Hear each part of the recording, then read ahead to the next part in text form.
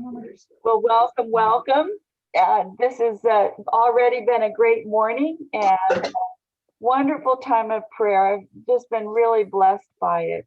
And I pray that this morning will be just a huge blessing to everybody. So we did a little bit of a kind of talking about what to do. I've been kind of torn of two minds about whether we would meet next week, which is the Easter weekend, and pluses and minuses of that. But I'm thinking that we will skip next week, and but please come back the week after that. That would be the what is that? Is that the 10th?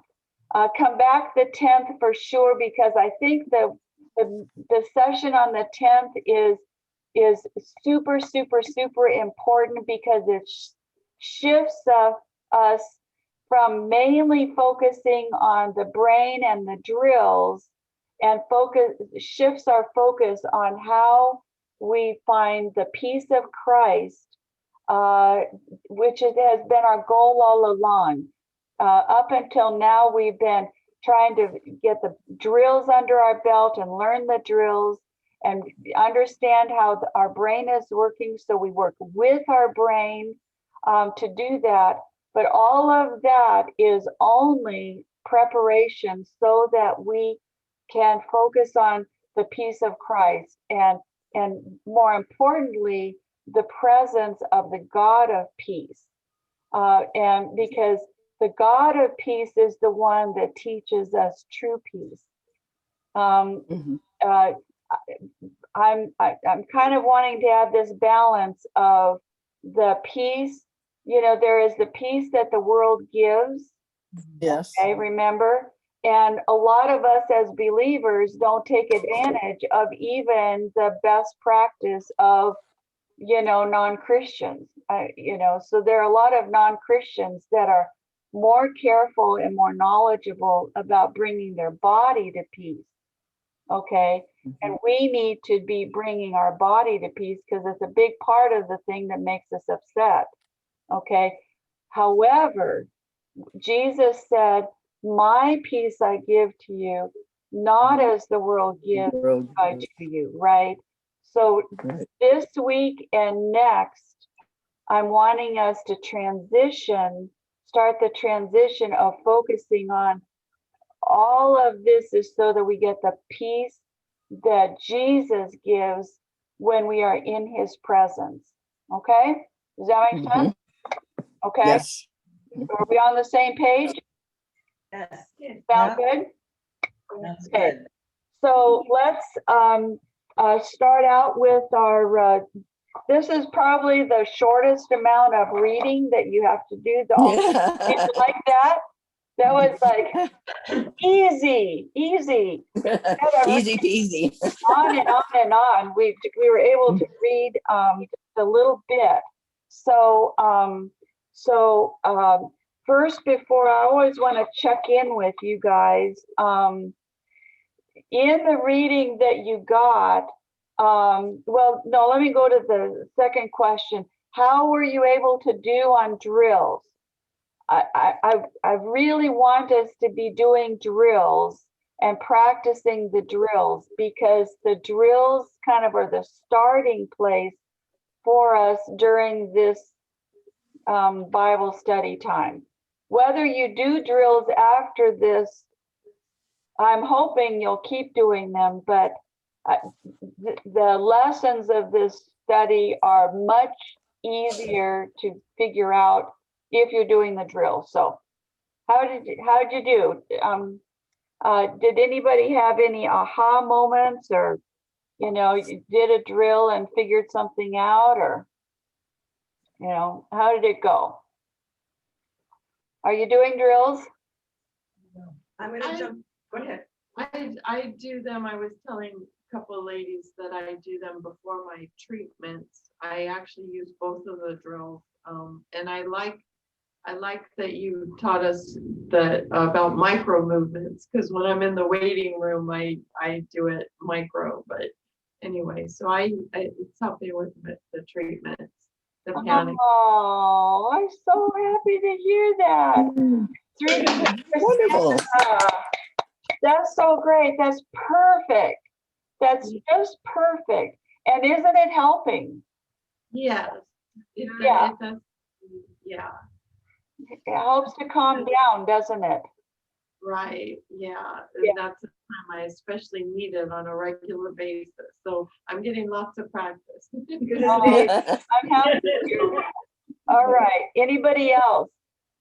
Barbara. Oh, yeah, yesterday I had a situation that I'm kind of embarrassed, but I'm planning to go back to talk with this lady or bring something to her.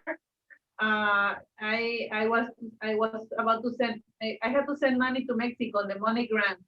And I went to a place, it was in, I have my time, Friday, I have some plans with my husband and I have a time. Plus what I'm going to do is sending money. I don't want my husband to know it. So, so. And so the worst thing is that I went to this place, to the Rite Aid, and this is they have to send the money, but to the old way, the telephone, blah, blah, blah. So to make this long story short, the cashier, she received me the money and everything, but unfortunately, she was one of the papers that she cannot print the receipt with the confirmation number. And I said, we print it. No, I can't. Well, then return me the money. Say no. Okay, so it was a 2 hour thing going back and forth. We spoke with the, and I was getting like a very anxiety, a lot of anxiety. So I start to walk. I start to walk. Saying, and then I start. And I thought about you, Dee, help me this moment. What should I what should I do this time? Like a relax? And then just at the moment to get back to these lessons, it automatically completely get me down on the but I was rude at the beginning with the lady. She's a Christian as well. So at the end, I apologized. I said, no way. So we said, God bless you, and everything. But and she was very nice. And at the end, she was apologizing, and I was apologizing at the same time. So it was a beautiful moment, like both of us, we were in tune. And yeah, I want to go back to bring her something because she was very nervous. She was, and I was very upset. And you know what? Guess what? I went to my house, and my husband was nice, and he was not. Oh, I was, and I learned why you are worried about things that in this case never happened. My husband was not mad, was nothing, and I was taking that anxiety in vain. See what I mean? Yeah. In vain. Yeah. So yeah, thank you, Dee. Thank you very much for the lesson. So that was the what if. It's working. So that was the what if that didn't happen. Exactly. Yeah. Exactly. Okay. All right. Thank you for that story. Okay. Anybody else? Yeah, I have, I've noticed that, I have more resistance to doing the grounding drill. Yes. But I've been seeing that that's more the one I need to do. So, I noticed one night when I woke up in the middle of the night, just thinking about things, just my mind was just going. And I said, okay, so in the past, what I think at that point is I don't want to get out of a warm bed to do this drill. But this night I did. I said, I'm going to do it. And I put on your video about the grounding one. And I said, I'm just going to do it. And I'm going to trust that it's going to work. It's going to, and so then afterwards, I was like praising the Lord and everything. And so I was just really thankful. Just a little step of obedience and recognizing what was keeping me doing it. And also Satan knows that where my weakness is. It's, I don't want to get out. Yeah. I think that, thank you for that. That is we've learned a couple of things. One is that that grounding drill is very humbling to do grounding drill, because we don't want to admit that we're kind of freaked out or feeling overwhelmed. And so, but take that step of humility when you need to. The grounding drill is powerful. It is a powerful drill to kind of get all of that stuff out and help us to get back to this ground, this place. It's a wonderful drill. So thank you for that. The other thing that we've learned is that, you know, besides the grounding drill requires humility, and if you are in fight mode, the most resistance that you will have is if you are in fight mode. Why? Yeah. Why will we always feel most resistance to you know, do a drill or to release from that drill? Why? But What's the thought that we're having if we are in fight mode? Justification, justified. We're justified. I am totally right. You know, this is a big injustice, right? Okay.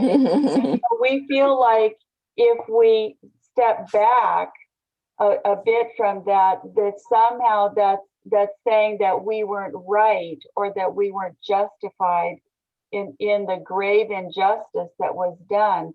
And so that also requires humility.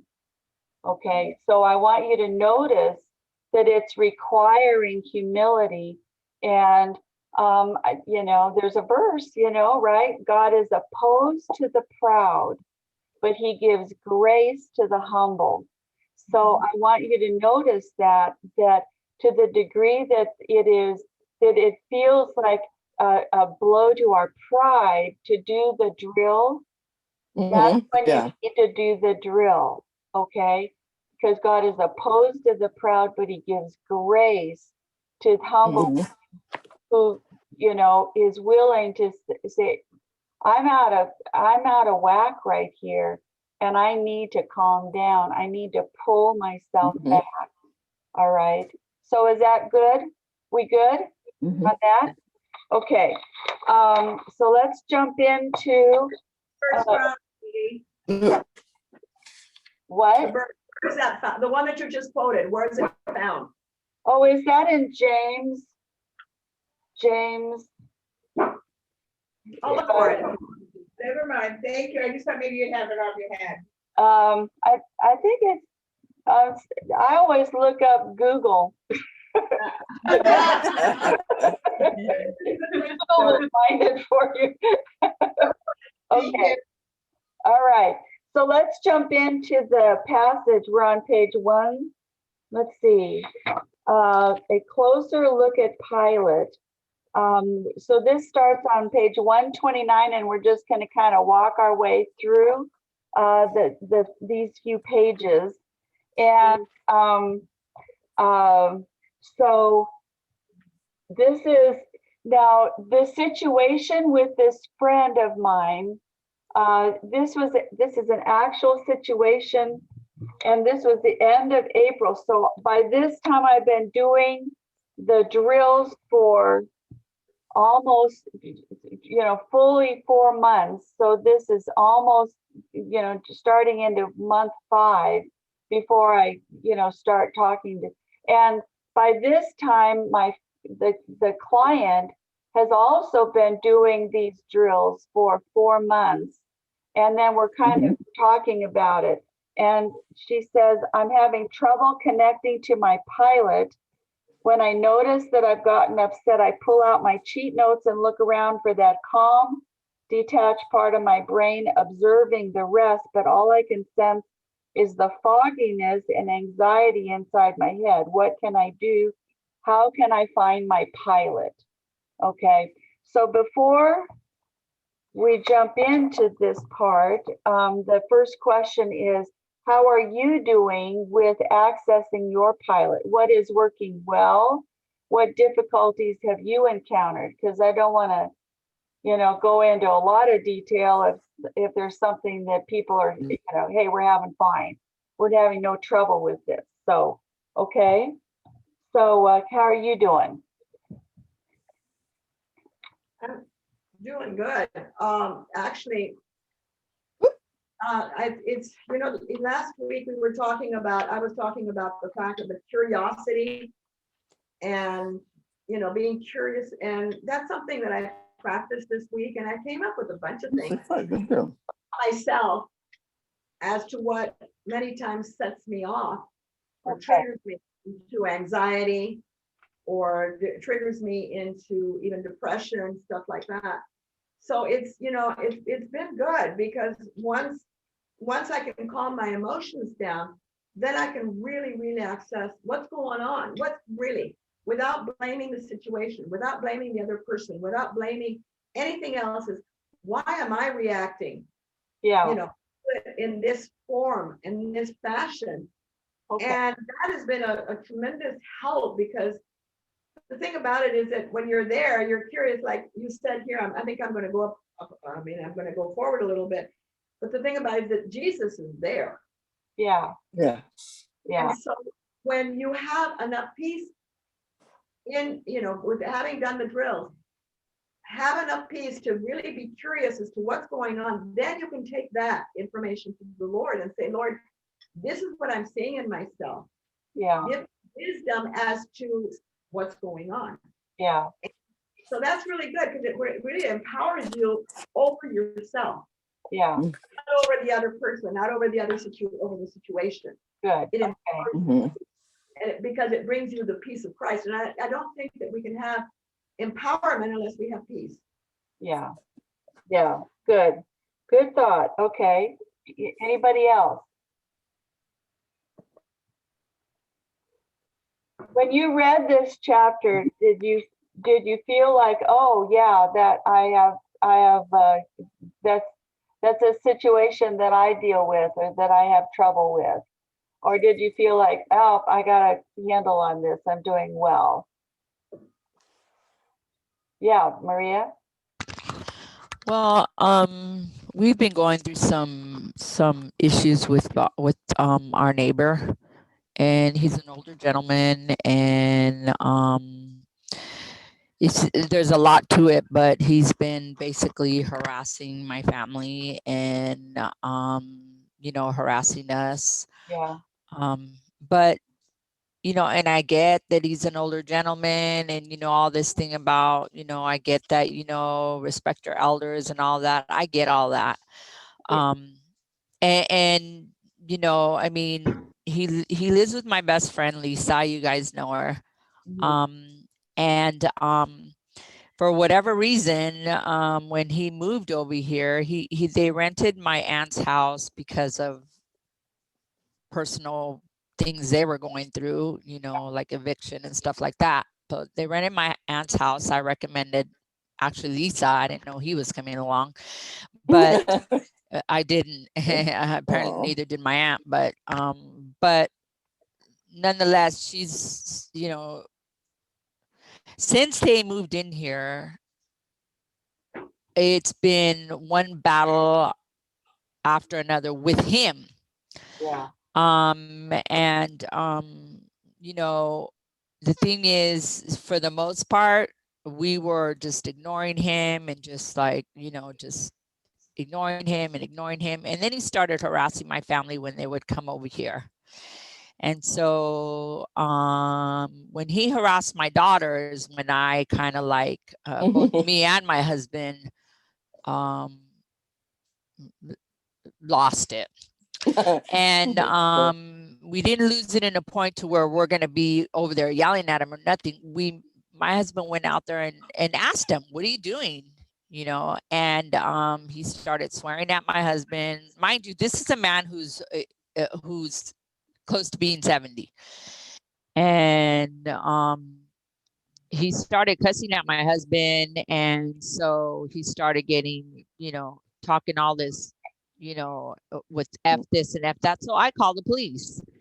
So I called the police, I filed a report. The police told us file a good conduct you know, things. So all that, he hasn't stopped. And my thing is, you know, our struggle is it's really hard to be nice to this person.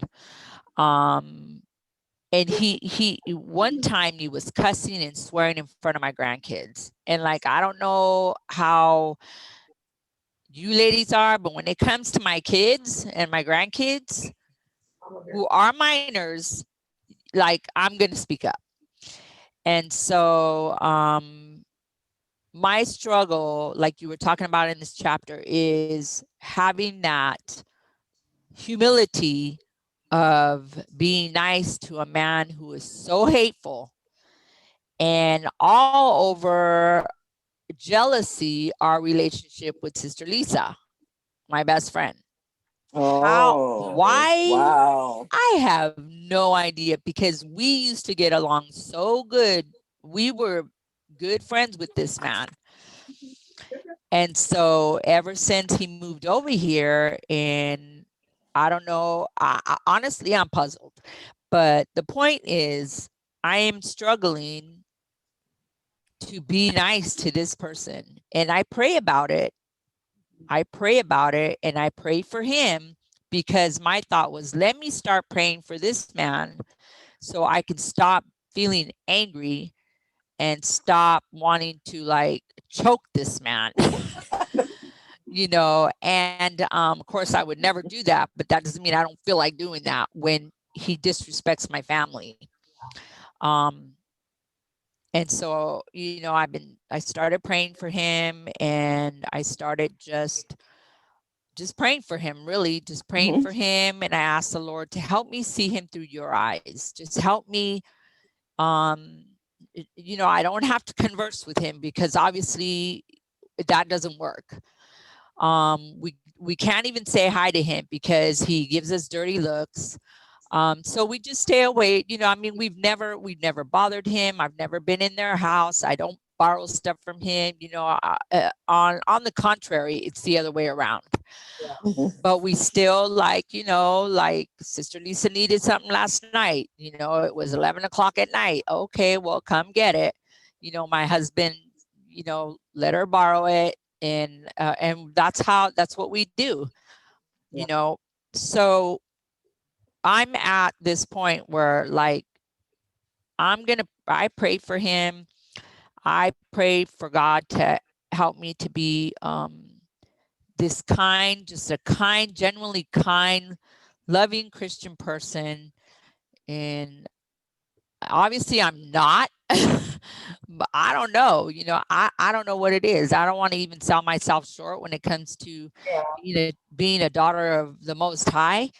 But it makes me kind of question myself, like, am I really just that naturally nice, godly person? Or I don't know. I'm a little confused, you know, because when you don't, like you said, injustice, when you feel like injustice is being done to me, especially my kids or my grandkids, then, you know, I'm starting to question myself. Am I like, do I deserve this, or, you know, what? So, you know, I'm welcome to some feedback, because Okay. I'm really kind of struggling with this. Yeah.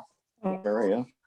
Because I don't, you know, I love my sister Lisa, you know, and you know, I'm like, I even told her, what's going on? What do you tell this man, or what? You know, I know you're having your issues, but are you like in bondage with him? Does he have something over you? What is it? You know?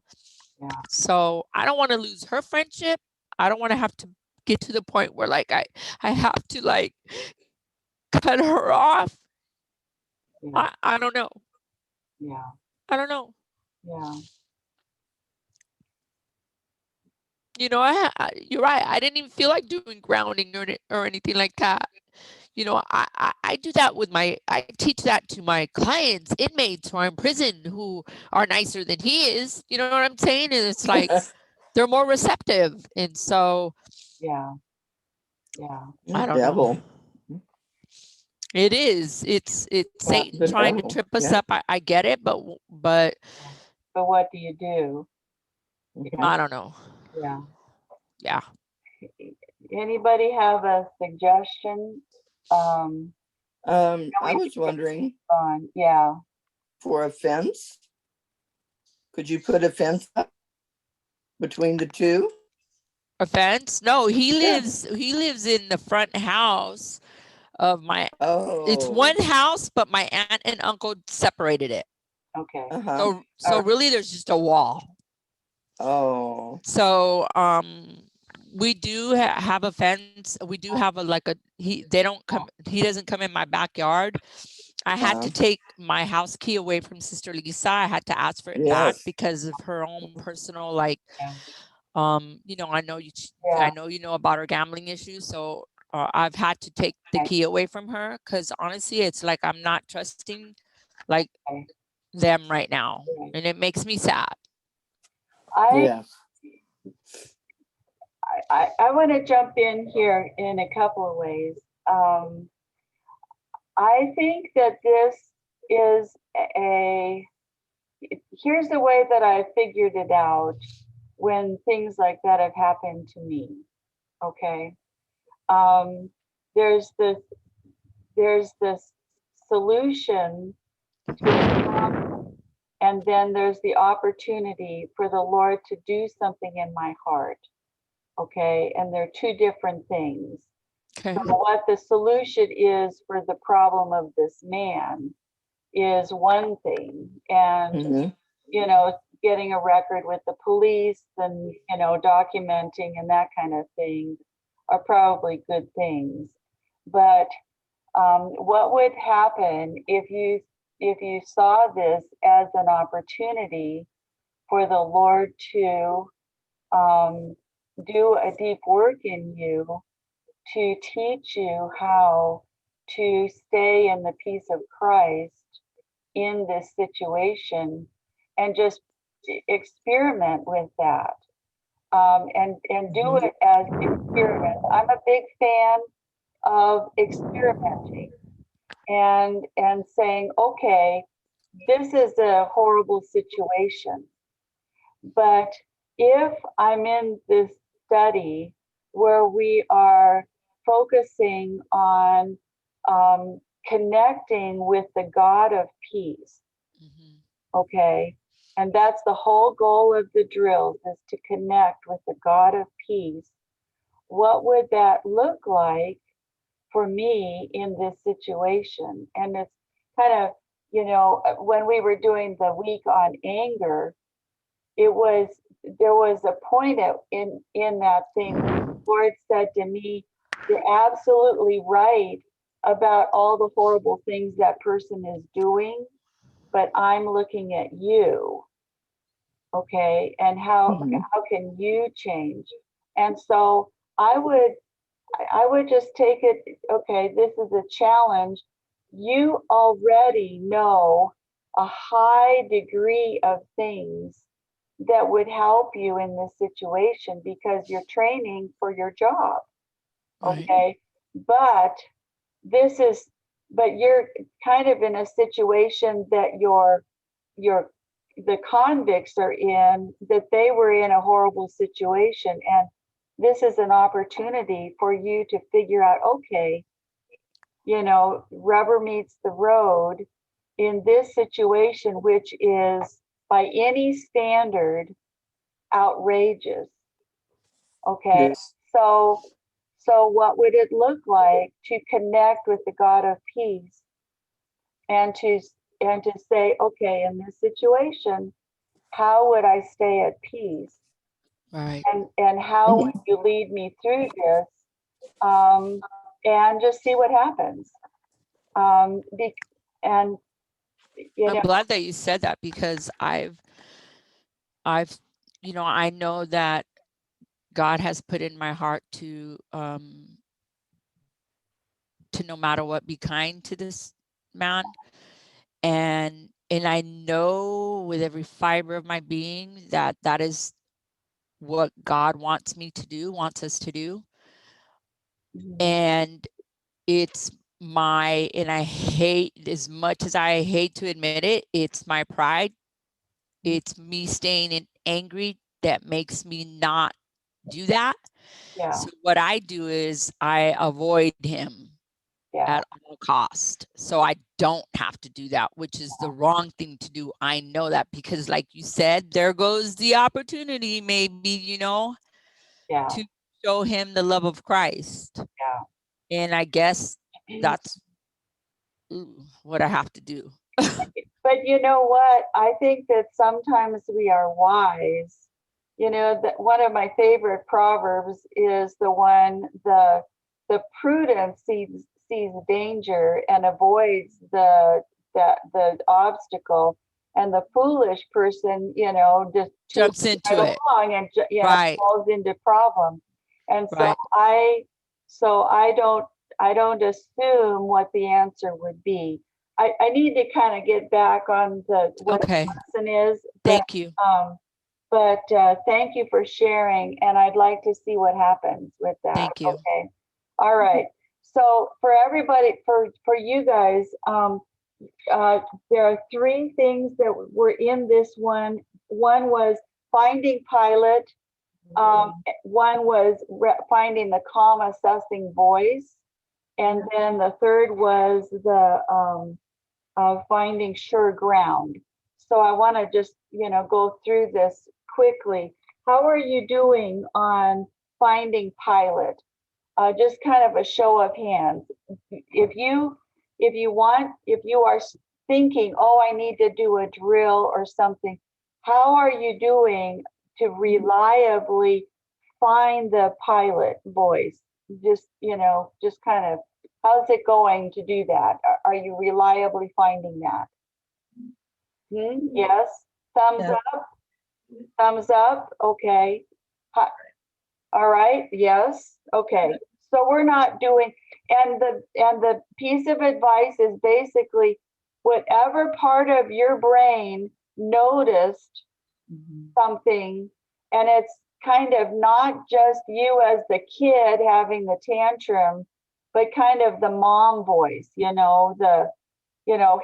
I'm noticing that I'm getting kind of out of control or something, and I need to, kind of check in with what's going on.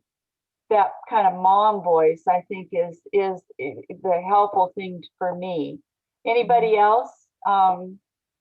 You know, but once, as soon as you notice, you're good. Go with that. All right. Okay. So how about finding the calm assessing voice? Did anybody else have trouble with, you get quiet and there's all kinds of voices that bombard, and they're not necessarily the calm, kind, curious voice? It's like a lot of voices, hit you, right?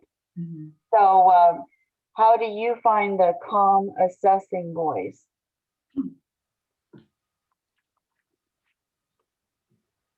Well, I've come to realize one thing is that when we come in the presence of the Lord, his voice is calm, it's direct, but it is not judgmental. We have to learn to differentiate between God's voice and other voices, because God's voice will never, Yeah. he will point something out to you, but there's never judgment there. It's always caring. There's always peace. So we have to start learning to quell out the other ones. Yeah.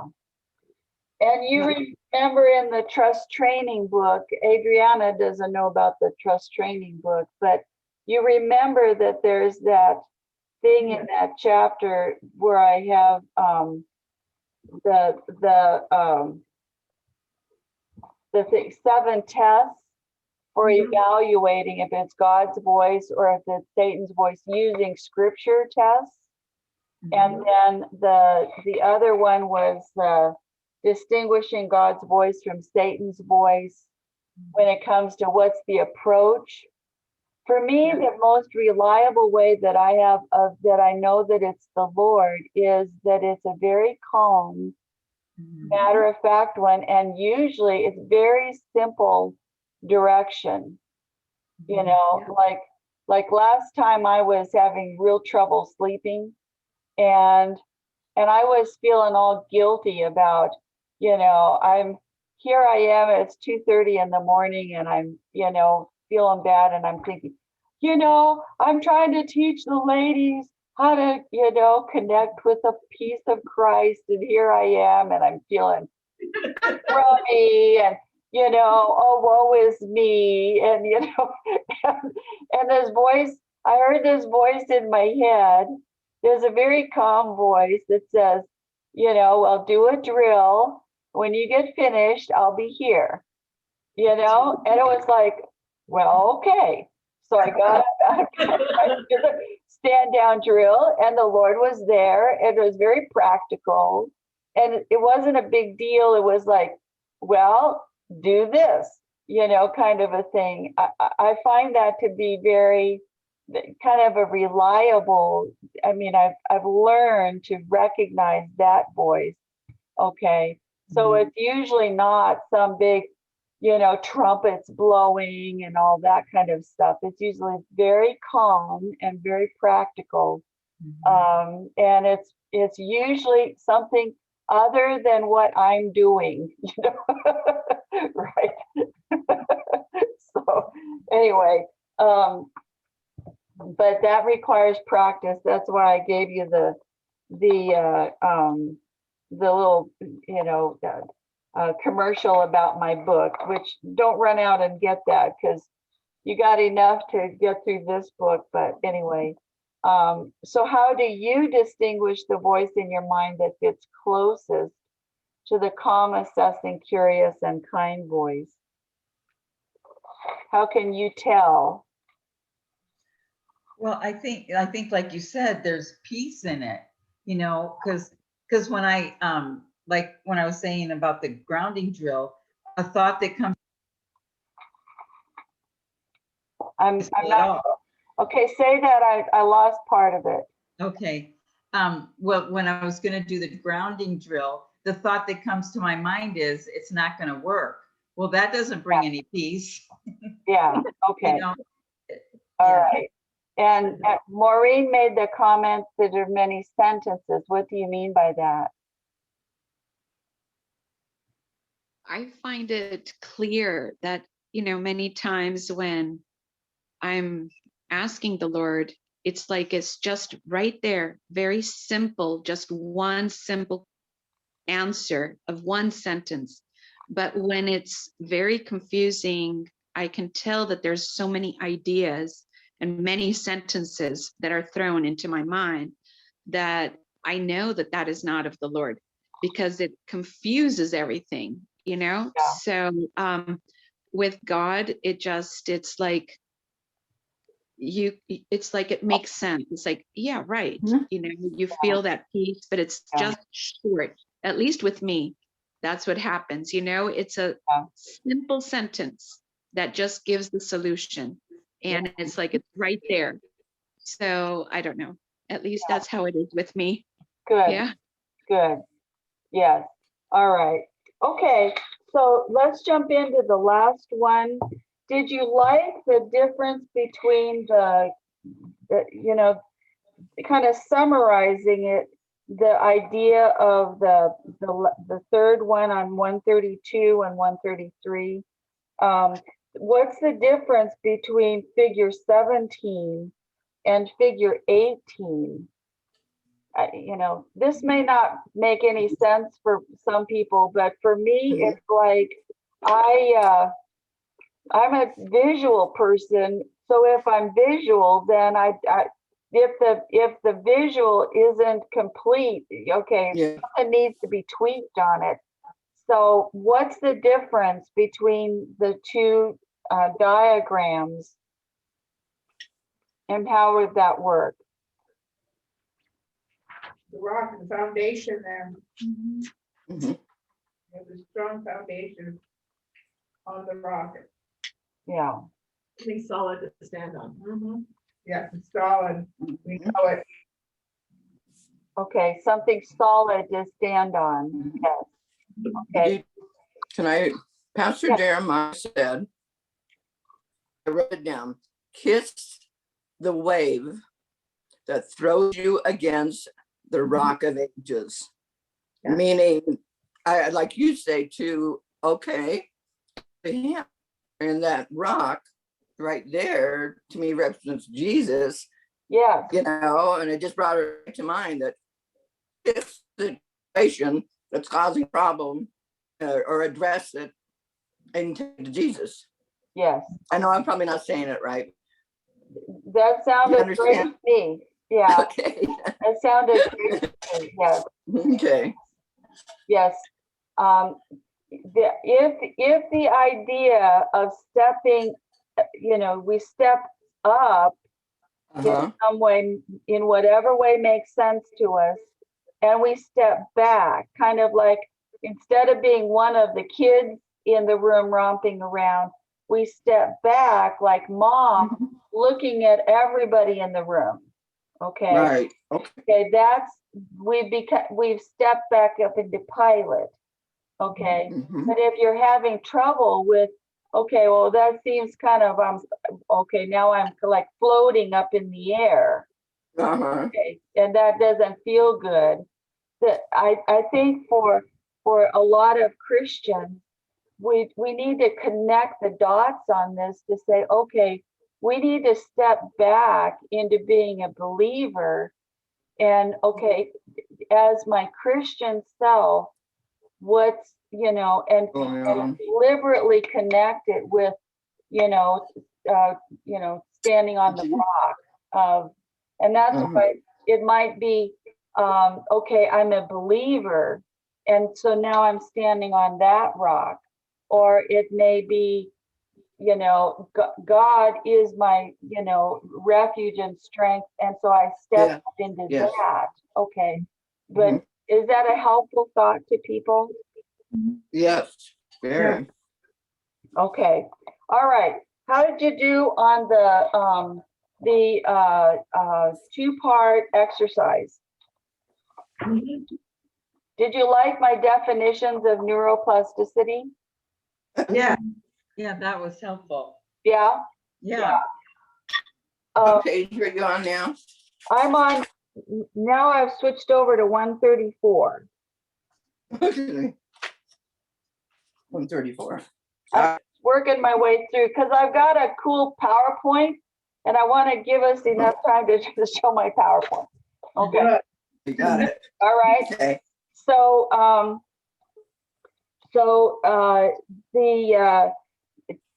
one idea on this is the brain can change and shift in response to experience, and it can reorganize itself by forming new neural connections throughout life. Okay, so this compensates for injury and disease, and to adjust their activities in response to new situations or in changes to the environment. Okay, so that's what neuroplasticity does, and I'm going to show you a PowerPoint on that. Okay, so in this exercise, notice and set. What do we do in the notice part of this exercise? Okay, what's going on? Or notice what's going on? And yeah, so this is on 135. oh. So we've activated pilot. Okay, for this exercise, and this is an exercise in neuroplasticity. It's saying we're going to choose what to do. Okay, so what's the notice thing? We're noticing what's going on in our brain and Yes. in our body. Yeah, notice where your thought is, or notice the tenor of your thought, or notice that I'm thinking thoughts that I don't want to think, or I'm feeling things that I need to adjust. Okay, all right. So we pause and we pay attention to that. Yeah, I noticed something, and that is that what we're thinking and everything else is usually a response to an outside stimulus. Something that's happening or something that reminds us of something that happened in the past. Yes. So that's what we must do is react. I mean, we're reacting to something. We need to notice what we're reacting to. Well, yeah, that goes into the why of it. But just doing the notice and set doesn't require that we do a bunch of thing of figuring out why. We just notice. Okay. Okay. We notice that we're getting hyper, or we notice that we're getting a depressed thought and keeping in that, or fretting as a thought. Hi. Okay. So, and then the second part on page 136 is what? Set. Okay.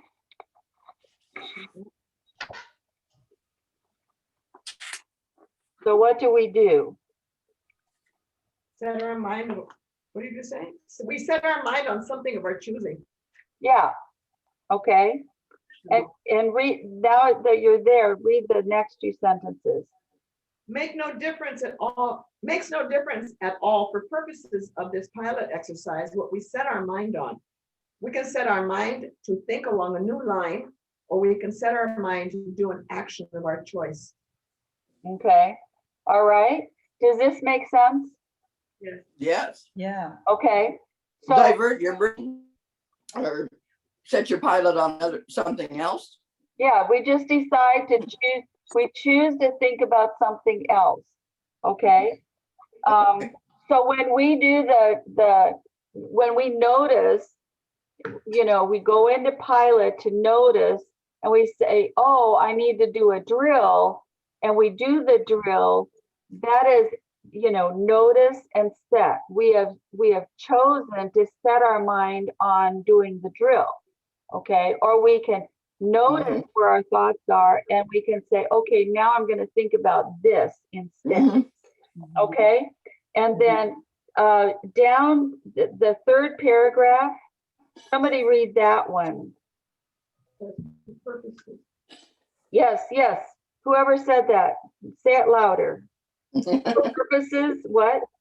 That was me again. For purpose of doing this pilot building notice and set exercise, it's no biggie to get distracted.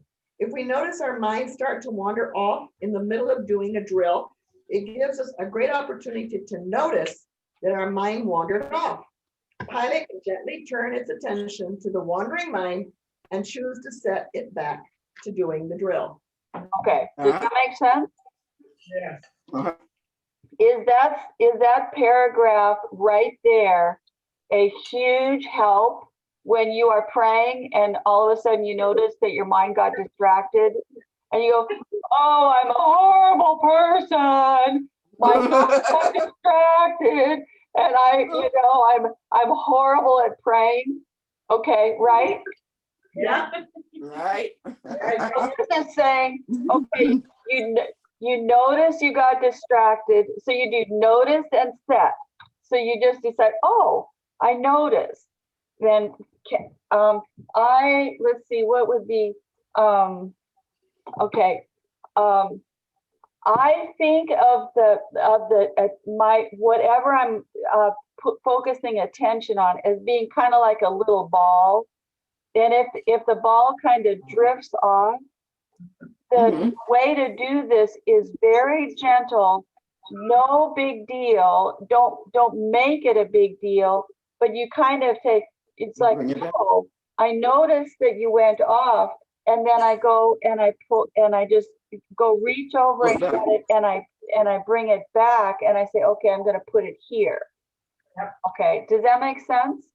Yes. Yes. That's a cool thing. I like the visual. I like the visual part of it. Isn't that cool? So really help. Think about it as being a little ball that drifted off and then just set it somewhere. So this takes us into a lot of verses in the Bible, doesn't it? I see Amanda nodding her head, right?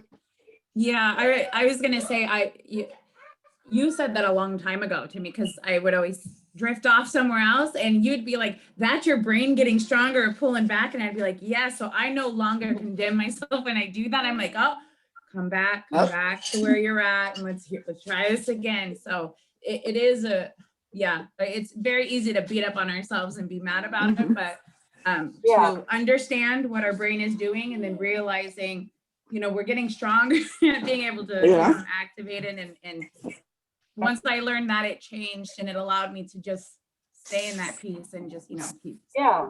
I Isn't agree. that a cool idea?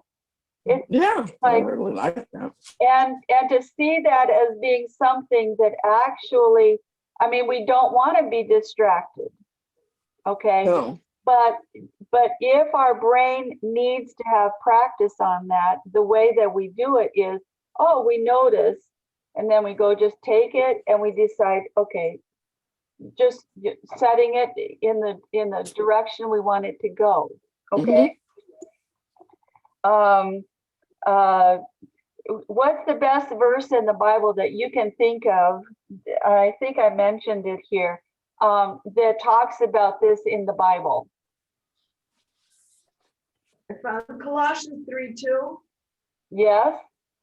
Things because our mind will always, because it goes on, it says, set your mind on things above, not on earthly things. Yes. Okay. Those two are earthly things. Oh, I better wash. Oh, I gotta do. Yes. Yes. Okay. To-do list. Yes. Another verse that's perfect on this is Philippians 4:8, right? Remember that one? All right.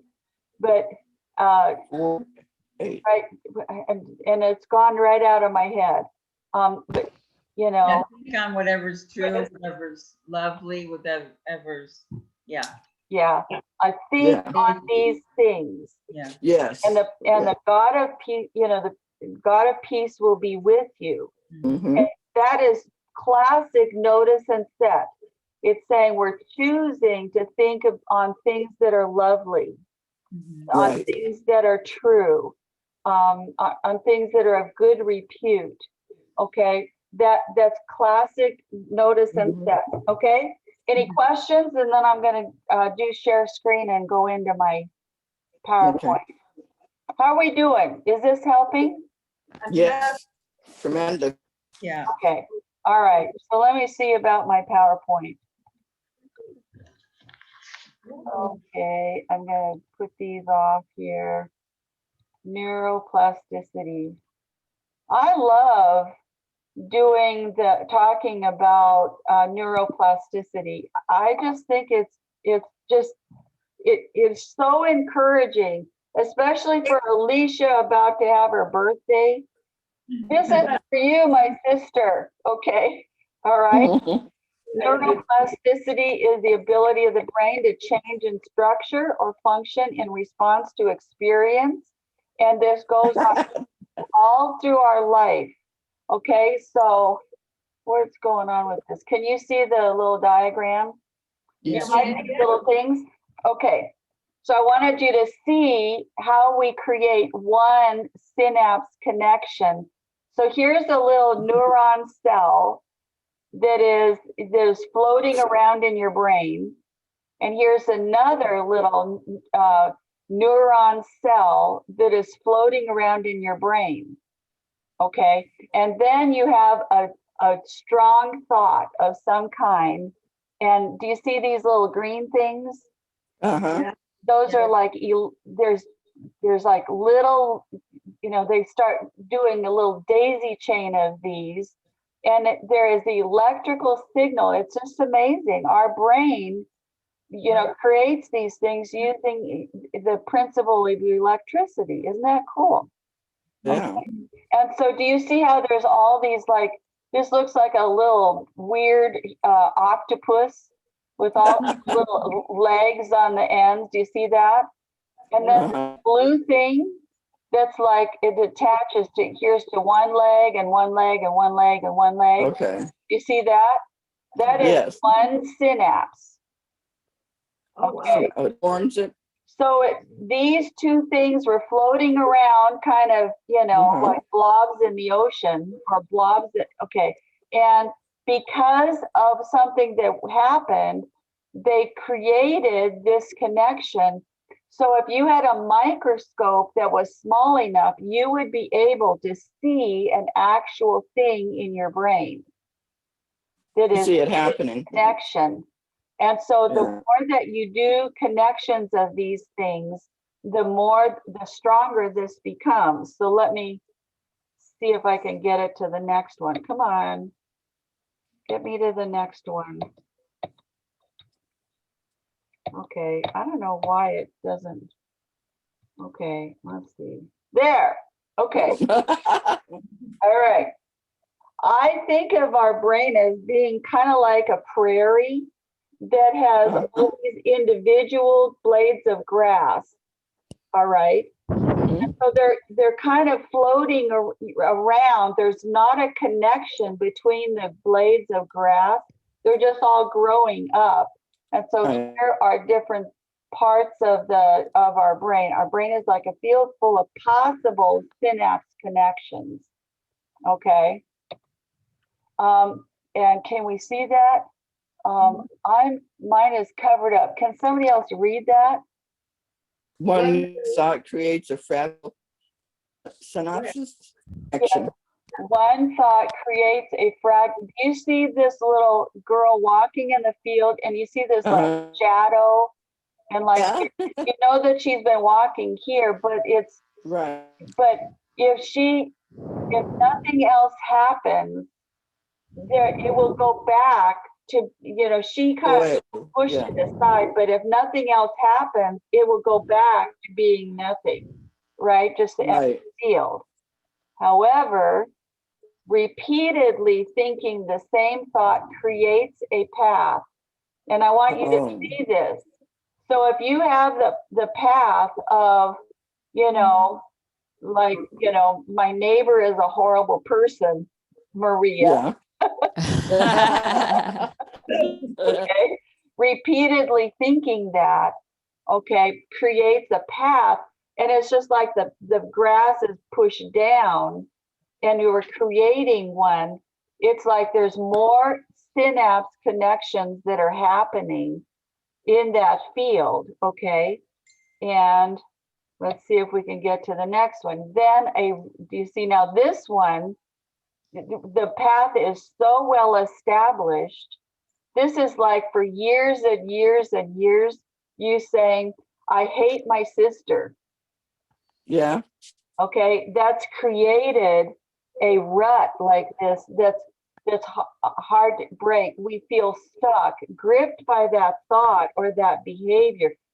It's preventing other things from happening because of the power of the connection that we've got.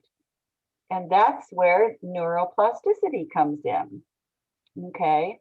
So I'm gonna do this as an example of the way the brain works. Remember this field where we could have synapse connections anywhere. Okay. Say that this person there are parts of your brain that are the normal speech centers in your brain. So let's imagine that somebody got hit there was a work-related injury and there was a part of the brain that was, scooped out, something that's gone. Okay. So our brain, so what do you do if a speech part of your brain is out of commission?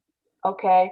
So we have been, so the neuroplasticity will just pick another spot in your brain and it will say, okay, I'm going to start putting speech synapses together to go to this part. So it'll be like 2 inches over, or, it'll be someplace else in the brain. Okay. So we had been doing, making the big path to go to the one place for speech center. Okay. But when that now, but the brain can decide, okay, we're going to start building a new one over to this place. And what happens is, this one has been knocked out. Mhm. So do you see how isn't this amazing? It's ridiculous that's why people can learn to speak again and learn to walk again when doctors say, it'll never happen. Yes, because the brain will compensate for what's Mhm. going on. And if we're using the new thing, the old one, gets smaller. Okay, because it's the idea of the field. If people are every day going on this path, okay, they're not going on this path, and this path, that ground will get softer and the grass will go back over it. You see? Right. Okay. Sort of heal. Yes. Okay. Does that make sense? Yes. Okay. So now let's think about this in terms of the habit of fretting. Okay, so look, we've done this to have a strong habit of fretting. Anytime something comes up, we immediately jump over into the habit of fretting. And there is something in your brain that is synapse connections that draws you toward the habit of fretting, because that's the path you've used over and over again. Okay, Right. so the same thing works if we decide we're going to do a habit of peace. It's hard to begin with, but every time we do the drills, and every time we say, you know what, I'm going to actually take the Bible seriously, where it says, do not fret because of evildoers. Right. Going to have a habit of peace, then this will begin to lessen, because we are focusing on building this new habit of peace, and it's created a physical thing in our brain. Right. Is that astonishing? Absolutely. Oh, okay. Amazing. All right. Okay, so let me see if I can get, okay. So 4 takeaways. Jim, always does takeaways lately, so okay, Jim, I'm gonna take some takeaways. Okay. So number 1, neuroplasticity is a good gift from God.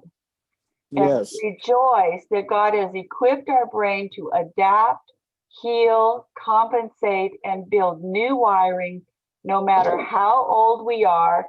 So Alicia, about to have a birthday, you can create new wiring in your brain, when at this age, they figured out that people are creating new synapses, even up to the moment that they die. Right. Isn't that amazing? Not over to the place. Huh? It's not over until it's over. Not over. It's not over till it's over. Yeah. Yes. Okay. Okay. The second thing is, I'd like us to take seriously that our habit of worry, fear, or resentment creates actual structures in our brain. So stop adding to them and start building new and better ones. Okay. Yes. The neuroplasticity operates on the principle of use it or lose it. Okay. Oh, okay. If we, the way that we stop fretting is that we go over and build a different pathway and stop doing the same one. Okay. All right. So take seriously that. Okay.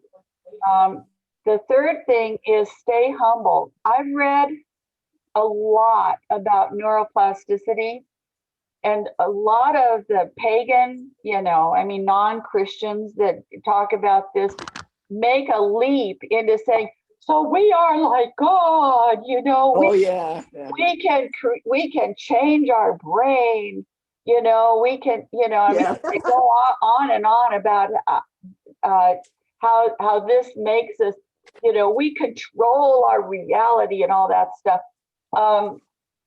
You know, neuroplasticity has a mind of its own.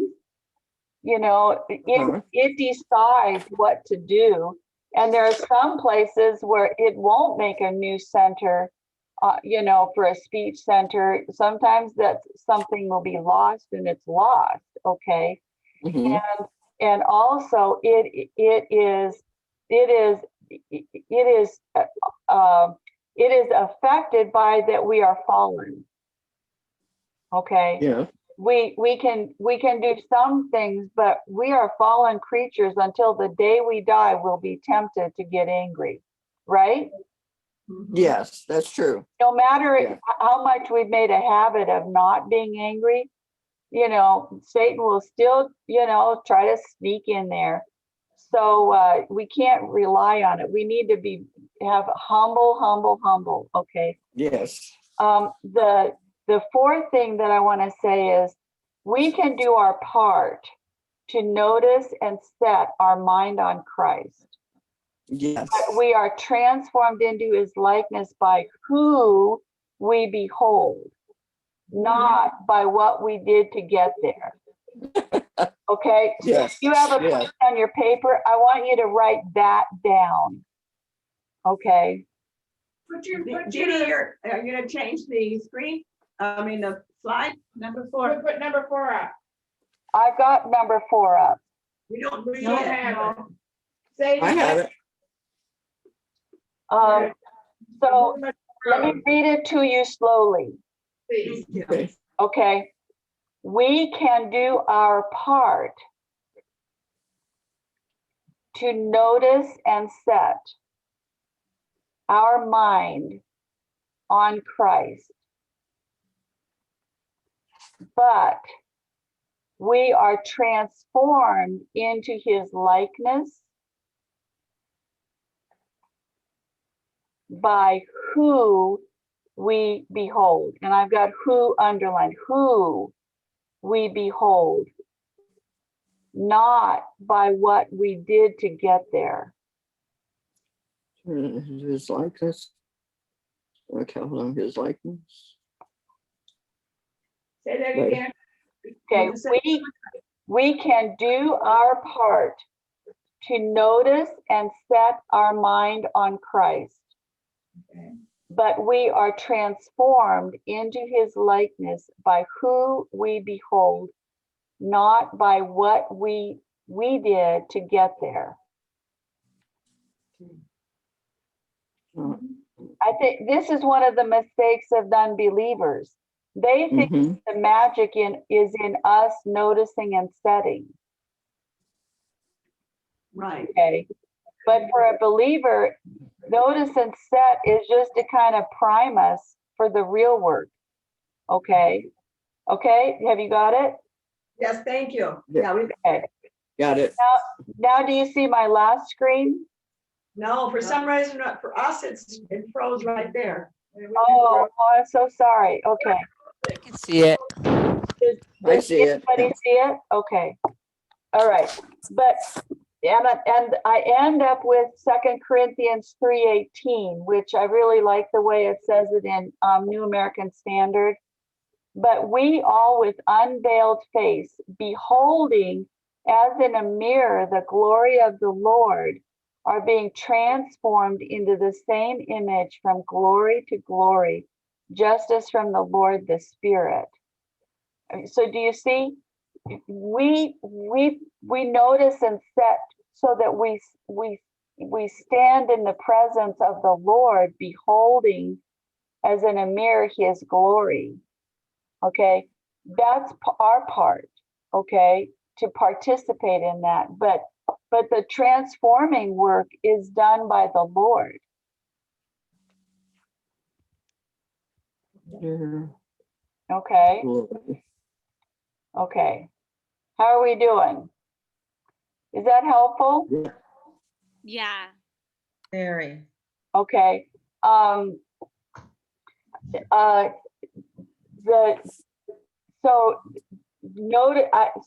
is that a helpful thing? It's the same thing with Mhm. Galatians 2. You know, we could talk about the deeds of the flesh, that we just go out and do a bunch of bad stuff, and that's its own deal. But it says that the fruit of the Spirit is love, joy, peace. Well, why is it fruit? It's like, the point is, we go hang out in the presence of the Holy Spirit. We walk in step with the Holy Spirit. It says a few verses later. Right. We walk in step. And because we are hanging out in the presence of the Lord, he teaches us how to be patient. We see him being patient, and we become patient as a result of being with him. So the power is in who we are setting our mind on. Does that make sense? The power is not that I've set my mind, but Right. I participate by setting my mind on the Lord. On the Lord. Okay. And most important,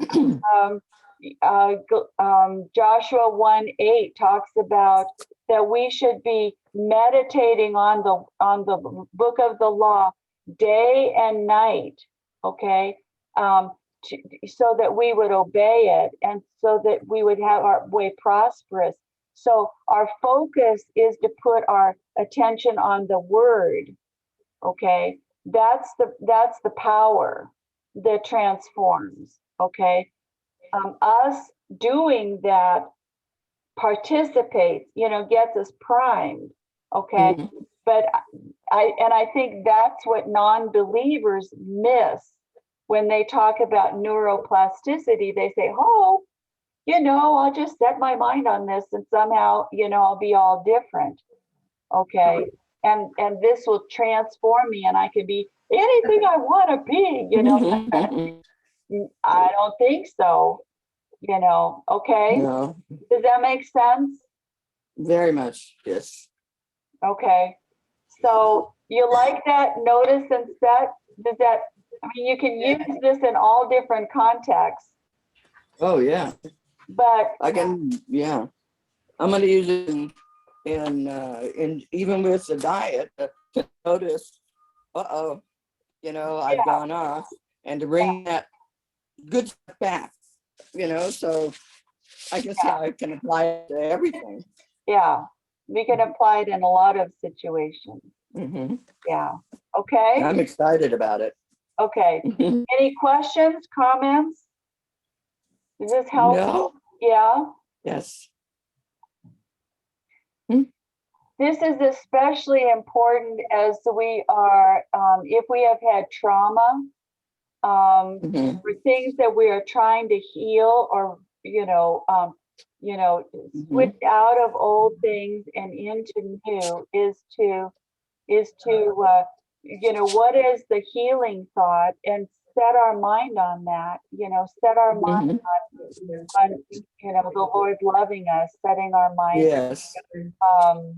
you know, whatever healing thoughts that we've had, we focus on those. Okay. Yes. All right. Alrighty. Thank you so much. Yes. Last comments. Anything? So we're not meeting next week, and Okay. please read and be ready for the next time that we're going to do a deep dive into scripture, and the prayer that we're going to look at. There's Mhm. 2 prayers, and I want you to spend time I want you to do the lesson early, so that you can Mhm. thinking about the second prayer, more than that. Okay, is that making sense? Yes. Yes. Is that 137, Very page good. 137? Let me see, where am I? Okay. The what if? Let's see, turn to page 149. 149. Okay. Okay, and it'll make sense when you get there. There we go. Yeah. Okay. Okay, But Okay. the prayer, as helping Kyla to assess earthly things versus things that are above. And I have different categories of things, and that will take you a while to digest. Mhm. Okay, so I want you to, Are we starting from page 149? we're going to be starting next week from page 143. Okay, 143. 143. Oh, it starts from It's the 143. biblical basis, but then 149, things and wants, relationships with people, my soul and body, the outside world, and hardships.